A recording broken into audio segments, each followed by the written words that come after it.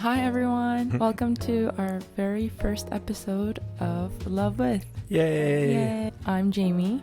And I'm Elliot. And today we're here to share a love story and some lessons we learned along the way. Before we start though, he's been suffering from vocal cord dysfunction. Yeah. And been coughing a lot. His voice is a little raspy, but we just wanted to make this happen as soon as we can. So totally, it's been on our hearts. Hey, I'm a therapist and I've got this terrible voice and I talk every day, and so it's not getting better. I can't rest it. But here we are, just pushing through. We want to get this released because it's pretty fun. Yeah. So let's just get started, and we'll start from when we first met. We actually first matched on Hinge, dating app, on January 7th, 2022. Yes. So not too long ago. And if we go into the backstory, I think for me, I was in a much different place. We'll go into yours later, but I was like doing therapy and had worked on myself a lot. Kind of like, okay, not really thinking about relationships, but it's actually my therapist that was like, you should go on a date, sign up for a dating app. And I went on one date. It wasn't a perfect match, and we'll probably talk about that later. Coming into this experience, I certainly felt ready. I had like a season of singleness and kind of working on myself. Yeah, I want to hear your backstory because it's a little different than mine. I was like no dates, one date actually before. I was your second date. Yeah. Wow, you're a lucky guy, man. So on my end, let me just backtrack a little bit. As a teenager, I really wanted to get married early. And so I read a lot of relationship books, listened to a lot of sermons on relationships and godly marriage and things like that. So I had this hope, but then over time, it wasn't happening for me. So I started to just kind of compromise my standards. Online dating, I jumped on after I finished dental school. I moved to a new city. I didn't really know anyone here. It was a means to get myself out there and explore the city, go check out restaurants.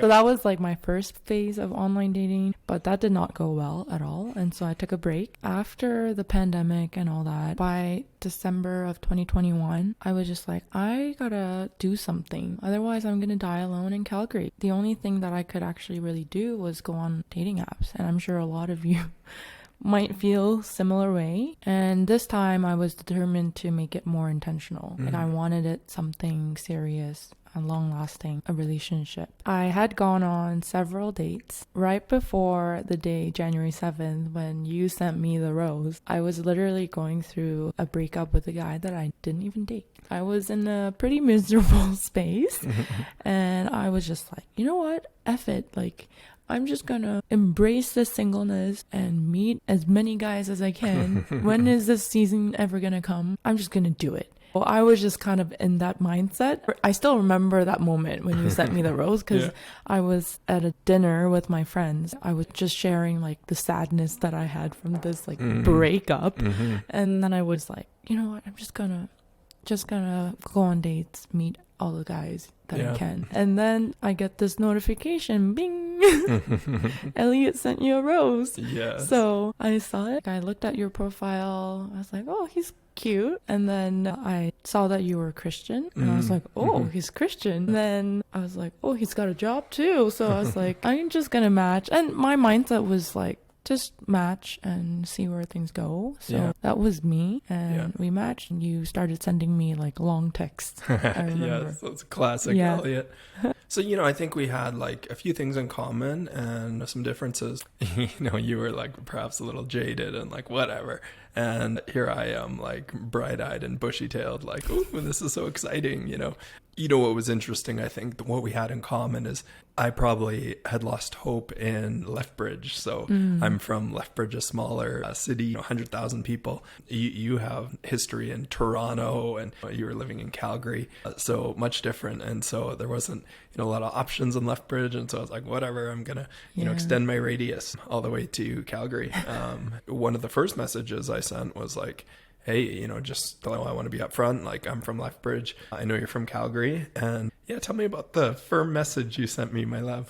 Firm message? Firm message? Yeah, it was expectations. Oh, yeah. You made it clear, because Calgary and Lethbridge, they're 2 hours apart. You made it clear, I'm from Lethbridge, but I want to move to Calgary if I find the right person. I was like, well, I'm okay as long as we're not pen pals. Like, as long as we meet at some point. And so the next weekend you came up. Yeah. We went on our first date. So every weekend you came up after that. Yeah. And the second date, we went to church, did our service, Yeah. and then before brunch, we went for a walk. Yeah. And then I remember at that walk, I made it clear to you, like, I have no intentions of moving down to Lethbridge. Yeah.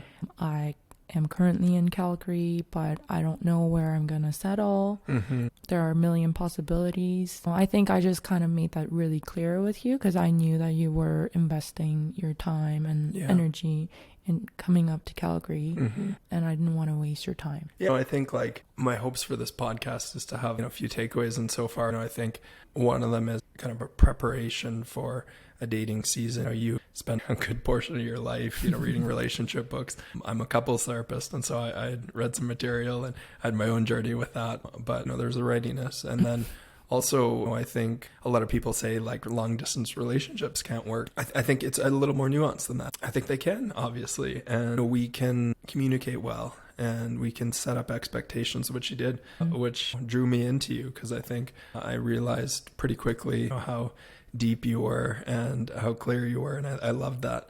Why don't we go into that first date? I want to have a fun story in this takeaway moment. I'll maybe start if that's okay. Yeah, you can start. So we set a date and it was pretty quickly after we met. So I was pretty excited, and I'm big on time and being on time. And I came up to Calgary, and I hadn't been to Calgary in a little while, and Google Maps had set this weird alternative route, and I had planned to leave with probably 3 hours. It can be max 2.5 hours, but then the route it gave me was 3.5 hours long, and I was like, what the heck? And so I'm messaging you, don't text and drive, but let's say I was using Siri if the authorities are watching. But I was freaking out because the route it said it was 3.5 hours. I'm maybe there's an accident, but I kind of took my chances and went down Highway 2, and it was fine. And then the funny part was I was so concerned about being late, I actually came 40 minutes early. And so I had that 40 minutes to just sit there and stew and worry and kind of freak out. I feel like I have a little bit of that anxious personality. Yeah. So I'm sitting in my car, and I had just traveled 2 hours. And so I'm chowing down on a protein bar. I'm I don't want to get hangry and hungry in this. And once you get to know me, you'll realize I eat every 2 hours. And so chowing down on our chocolate protein bar, and I'm thinking, oh no, Jamie's a dentist, what if I have chocolate in my teeth? What a bad first impression. So I run into the washroom and check my teeth, and okay, that's fine. And then I just traveled 2 hours, I'm kind of tired, so okay, get an espresso before we have the coffee date. And slam back an espresso. Of course that didn't help with the anxiety, but oh my gosh. So this is me That's showing so up to the date. And tell me how you showed up to the date. Well, good for you for checking your teeth. I think that's very, very important. Yeah. For whoever is going on a date with a dentist. Yeah, make sure you check your teeth before you meet them, because they will check out your teeth. So anyways, on my part, it was so funny because I set the coffee shop on 17th Ave. It was 3-minute walk from the condo that I lived in. Yeah, 2.5 hours to 3 minutes. But then for those who know me, I can be few minutes late at times. Mm-hmm. And the same thing happened. I always overestimate myself. Oh, I can get ready in X amount of time. And then I was taking my time to get ready, and I was oh shoot, it's this time now. Yeah. And so I remember texting you oh, I'm so sorry, I'll be just a few minutes late. Yeah. You were oh yeah, I'm just here waiting. Take your time. Don't worry. Yeah. I was okay. I had no idea what that was going on that end. And then, I was just kind of walking, and I wore this ivory corduroy jacket that my mom bought from Korea. It was brand new. My favorite. Yeah, I remember just kind of feeling excited just to, meet someone and go on a date. And so I didn't really have any huge expectations, and I was just I'm just gonna check out who this guy is, and for him to drive up 2 hours to see me, and in the back of my mind I was if he asked me to go for dinner, I'll say yes, unless he's really bad, because I was he drove 2 hours, But first and foremost, I was let's just check out who he is and kind of see our vibe. So that's kind of your side. Yeah. Oh, and one more thing. Yeah. I really like that when I came, you offered to buy the coffee. Oh, yeah, of course. And yeah. surprisingly, there are men who will Dutch pay or like let you pay for your own coffee. Yeah. And, you know, I think it's these little things. Like, I don't really take that into like a huge consideration. Yeah. Like, it's not a deal breaker for me when you don't offer to pay for me, like for coffee. Yeah. But it is a plus sign if a guy does that. Yeah, and I think it's kind of like, I was thinking of kind of going into my expectations and values, and I am definitely like a lot more traditional minded, and so that certainly is like not even a thought, like of course I'm paying, right? And yeah, for sure there's guys out there that are just like, I've met a guy, this is so funny, you'll appreciate this. He's like, the girl has to prove she's worth the investment before I pay, right? So he'd do multiple dates, like Dutch pay. Oh, really? Oh yeah. So, you know, to each their own, right? I'm not sure. Everyone I'm has not here to yeah. judge. There's not a wrong or right, but there's a right for you. And I think I'm kind of thinking like, going back to the first portion of the podcast, it's about that journey of understanding what you're looking for and the intention you're coming into the date with. And I'm so funny because I'm like very analytical, and I was talking to my best friend Jonathan in that season of singleness, and I'm like, okay, they have to have like this MBTI, like the Myers-Briggs personality test, they got to be this way so we match up well, and they got to have similar love languages, and they got to be this way, they got to be slightly like an introvert, that's going to work well. And I had all these expectations, just like a long list. And I slowly just, I think, became open. I came to a place of like, okay, what's truly most important? It's kind of whittled down my list. And I was like, okay, like faith, that's like the biggest value I have that guides my life. Yeah. And so it was kind of like faith. I think some like base level of attraction, you're very beautiful. And so I lucked out there, but it's just kind of like start there. Christian, and I'm attracted, right? So that's the initial draw. And I think, that's kind of what you get on a dating app. You might get like a hint of personality, but you really find out on that first date. Oh yeah. And I think for ladies, I want to say this. So I don't want to hurt you, my love, but the looks right now, you're kind of evolved into this Elliot right now. A little bit. I understand. So for me, I had like appearance is something that you cannot ignore, like attraction. Yeah. But for me, I had like just three things that were kind of non-negotiables when it came down to physical appearance. Yeah. And it was kind eyes. That was really important for me. Like kind looking face, kind eyes, and then a nice voice. I just personally don't find like high-pitched voice attractive, and that's just me personal. Hopefully you'll experience my true voice later on, a little better than this. And then a guy who's not balding. It's just my personal thing. Yeah, fair enough. I think I really gave that a thought, like, oh, am I okay with that? Some guys can really pull off the look and things like that, but totally. That was just like my kind of criterias. And yeah, when I first met you, your haircut was not great. Yeah. Left bridge haircut. And then you like were bulking or something, so you were like massive, which I didn't mind, it's just like whatever. But then your pretty face was kind of hidden with that bulk. I was on the dirty bulk. So I had my season of singleness, right? So all I didn't really care about my looks. As a man, I wanted to get as big as possible, and I was like very proud of my stretch marks. And hey man, there was like some fat in there, right? It wasn't all muscle, and that was like my joy. I had two joys in my season of singleness. It was like my work. I always have loved my work, but working out was like so central. And I mean, I have a girlfriend, right? And so it was like the gym was kind of my love, right? Yeah. But yeah, you were like bulked up. And then you were wearing your favorite like blue. I had like 4 shirts. Yeah. Yeah. And so, and then when guys like bulk up, like arms get so big, and then it makes your arm look so like short. And I think that was like the kind of first thing I noticed. Oh, he's like, what? Why is he so big? But anyways, like long story short, what I want to say is, if you have those non-negotiables, like I didn't really care about a man's height. Like I gave that a really big thought. Yeah. I know for my sisters, like height was a big important thing, and there's no judgment in anything. It's just finding your attraction, and you have to be flexible in certain areas. You know, you can't always want like everything, have like A to Z, and like I need to like have everything. Me back in the past, exactly. And for those who are going on online dating apps, like if a guy is very polished in their photos and things like that, it's either they have been in a long-term relationship with a woman. They've been groomed. Yes, they've been definitely groomed. Or they just love themselves so much, or they have experienced women with women a lot, you know. Right.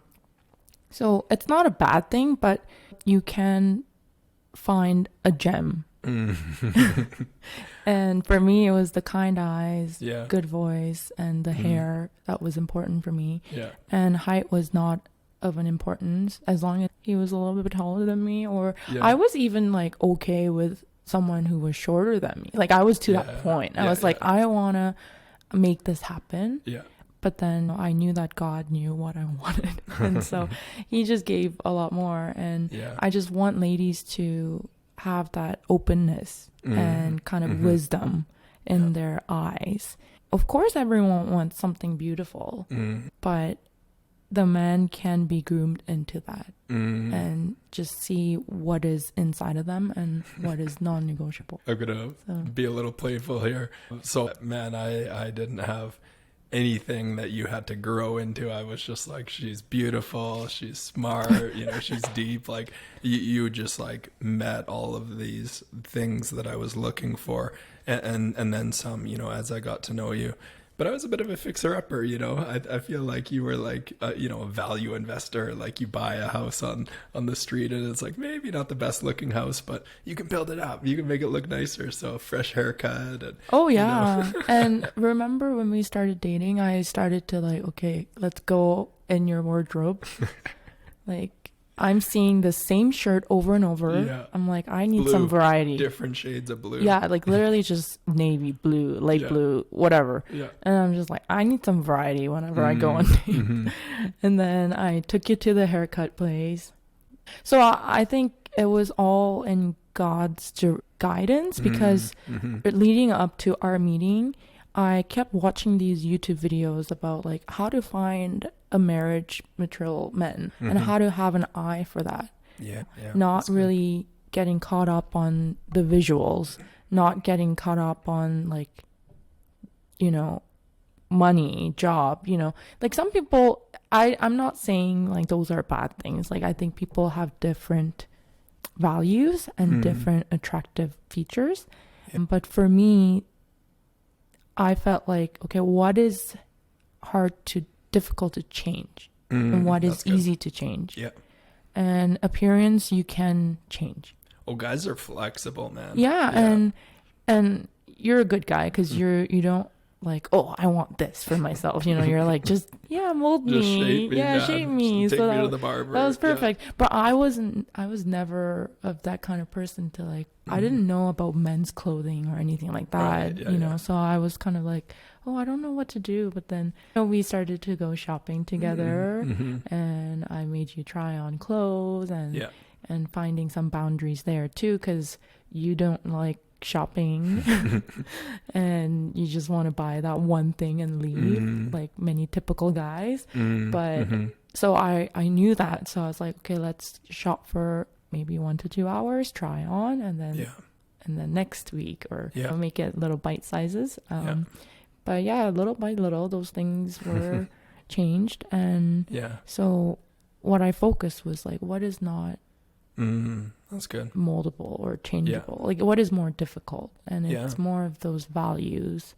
personalities, the level of patience, how you communicate, the way you speak, how you engage in a conversation, and what kind of heart you have, and what kind of perspective you have on life. All of those things are very important, and faith, of course, was very important for us. And I think that like openness and flexibility allows for a lot. And I'm just thinking in my mind, because I just took this couples training, and it was kind of like creating a culture. We might talk about this in further episodes, but I was just kind of thinking like, it's kind of funny because we had different cultures, right? Like Lethbridge is a very simple place. It's largely kind of like a big rural influence, right? So, jeans and a t-shirt, that's like your standard wear, right? So I was fine in Lethbridge, but you show up in Calgary and that same blue shirt, it wears on someone, right?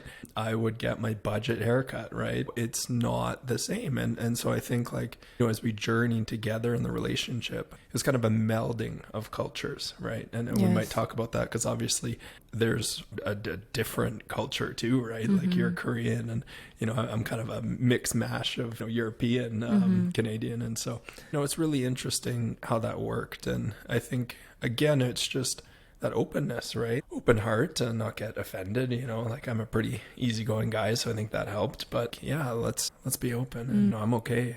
Cut my hair, whatever way you want. I'm cool with that.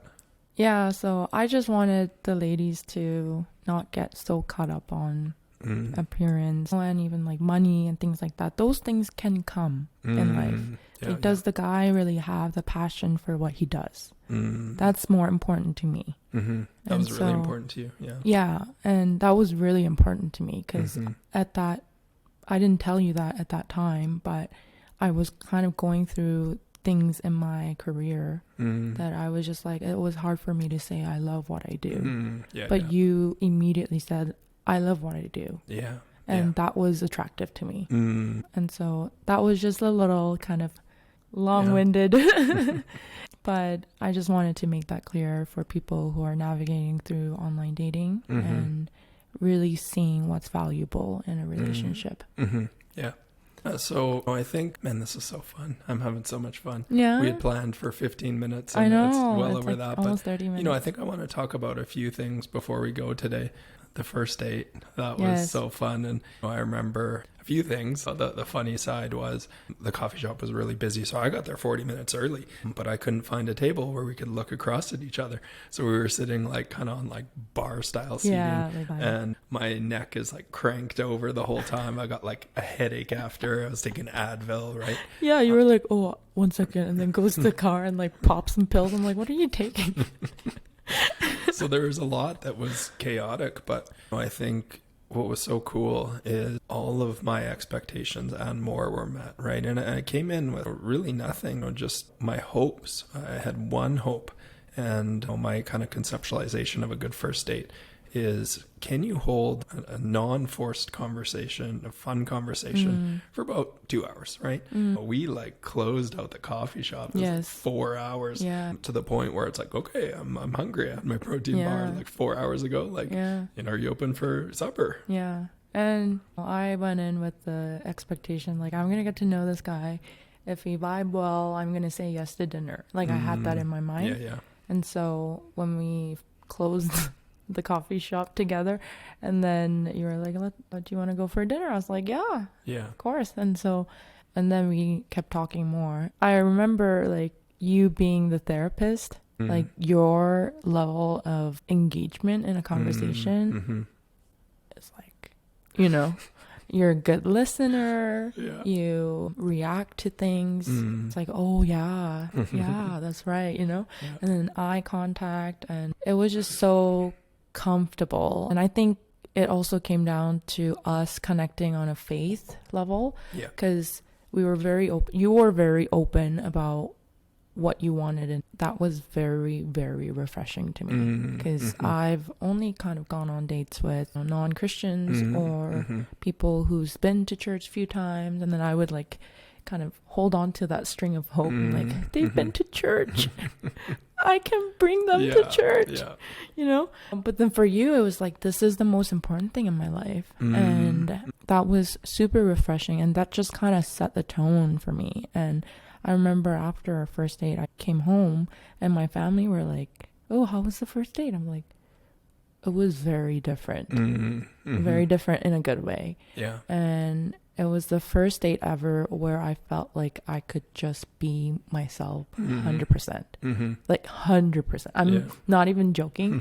Like, because I think I shared like some of my childhood stories and my faith journey and the hopes that I had and all of those things, like I would not normally share with a stranger. Yeah. You know? Yeah. And I would try to gauge, like, okay, what do they feel about Christianity? What do they feel about God? Yeah. Do they believe in Christ? It was just like treading in the water, trying to find clues. Yeah. You know, those were my first dates. Whereas this one, it was just like, okay, here I am. Let's talk. Well, and I'll share my story of how I got to that level of openness, because certainly from Lethbridge, you turn on those settings, which is very helpful with Hinge. Like, sponsor us, Hinge. I actually took those off because Lethbridge is so small that you turn those on, and there was like 2 people, and I knew both of them, and it was like, okay, I'm not really interested. So I turned those off. But what my strategy was just kind of like asking in the conversation before a date, before my one date, oh, like, God's really central to my life. Are you a believer? And I got a yes. But surprise, that first date, it was a different God we believed in, right? And yeah, so you told me that. well, I think that led to like a really refreshing, honest conversation. And I think even beyond like what God you believe in, it's kind of like, where's your level of faith? Oh yeah. Yeah. Because even within Christianity, like you can say you're Christian, but it's just a different level of faith that you can have, and different kind of approach to faith and values, which is interesting, but it's all different colors of faith. So just having to meet someone who you can talk and be on the same page was so refreshing. Yeah. Yeah. It was very cool. So I'm kind of thinking, this might be a good place to leave off. Yeah, I think so. I kind of want to leave the listeners on a cliffhanger, make them come back. Oh, this is just the beginning, man. Oh, this is the beginning to a very fun and up and down love story a little bit.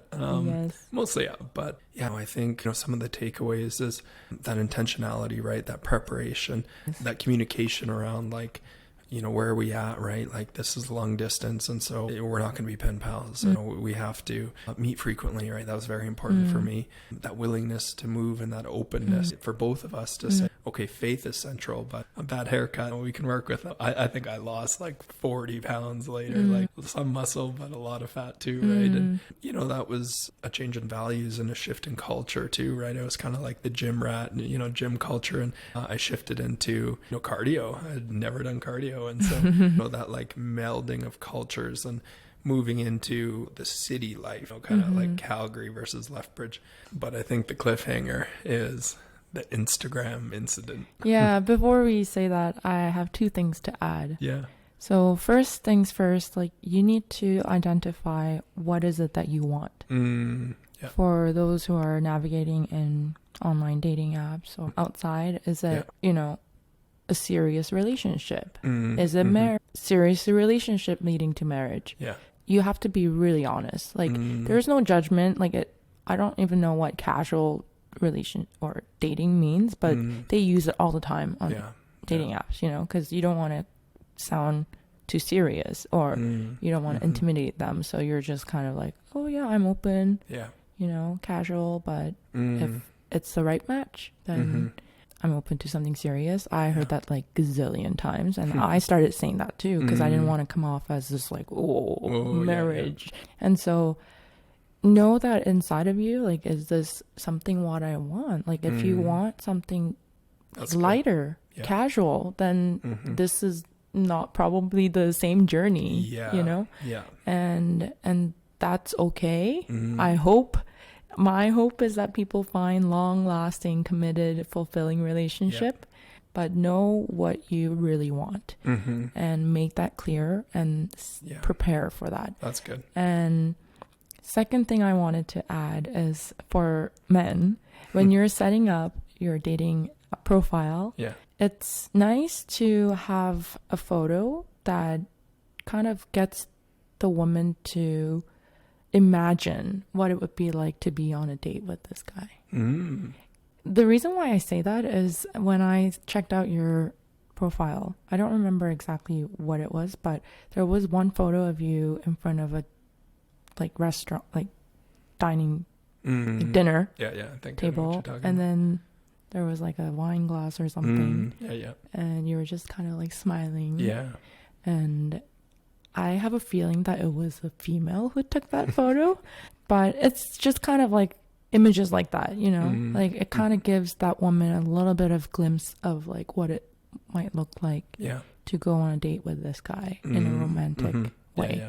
And that's good. That's like that kind of like, oh, he's got such nice eyes and he's gonna look at me like that when we go on a date. And you know, that was a little like, oh, I'm attracted to this guy, you know. So those two are the things that I just wanted to add. So this is so fun. We have so many tips. And like, you know, 2022 wasn't that long ago, and so some of these conversations are new to us, and so that's kind of fun because I never said any of these things to you. Exactly. It's so fun. The secrets. So we're having a blast, and I hope you guys had a blast today too. You know, I think next episode we're going to talk about a pretty fast progression, the Instagram instant. And a moment I think that led us into actually a deeper connection, but it wasn't the easiest. It was not. So we'll leave you with that little cliffhanger. It's been such a joy. I hope you guys like this, and you know, I've had a really great time, and hopefully, you know, over the next little while we'll get my voice back. Subscribe, like, and comment. And totally. Stay tuned for more episodes. And one exciting new thing is we're starting a couples coaching business. Yes, relationship coaching, to be exact. Exactly. Yeah, that's right. That's a good clarifier.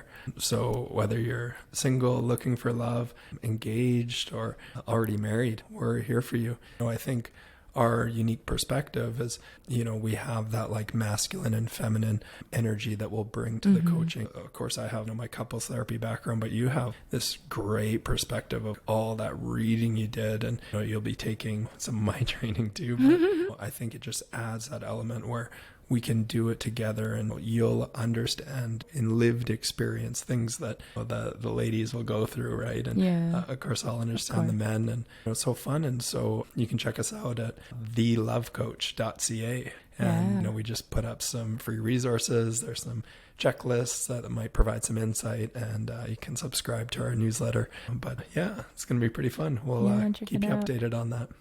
Lots of good things coming. So prepare for next episode. Yes. The Instagram incident. You don't want to. That was a key incident. So you don't want to miss out. All right. Bye. Bye.